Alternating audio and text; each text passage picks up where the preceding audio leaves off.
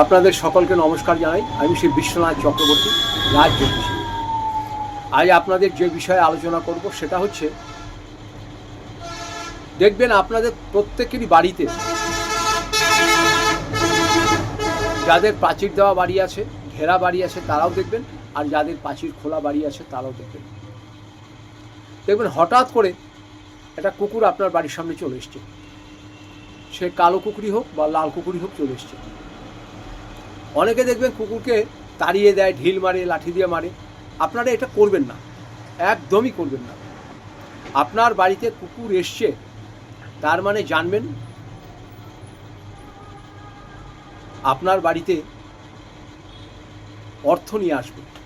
তার কারণ কুকুর মানুষকে আশীর্বাদ দেয় যে আমার প্রভুর বাড়িতে প্রচুর মানুষ আসুক, আমি ভালো ভালো খাবার খেতে পাবো। তাই কুকুরকে কোনো সময় তাড়াবেন না। আর একটা জিনিস বলে দিচ্ছি কুকুর সম্বন্ধে, আপনাদের কোনো আত্মীয় স্বজন যদি কেউ মারা যেয়ে থাকে, বহুদিন হয়ে মারা গেছে হয়তো, দেখবেন কার বেশে কেউ আসে কেউ বুঝতে পারে না, আমরা কেউ জানি না।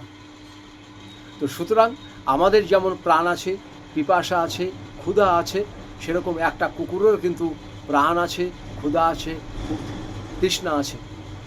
তাই বাড়িতে কুকুর আসলে তাকে একদম তাড়াবেন না। যদি সম্ভব হয় আপনাদের খাবার থেকেই এক মুঠো দিন না এই প্রাণীটাকে। আপনি কুকুরকে বেশি কিছু না, 3 দিন 4 দিন খাওয়ান, আপনি নিজেই বুঝতে পারবেন আপনার মন মানসিকতা পাল্টে যাবে। কুকুরকে খাওয়ালে আপনি ভীষণ উপকার পাবেন।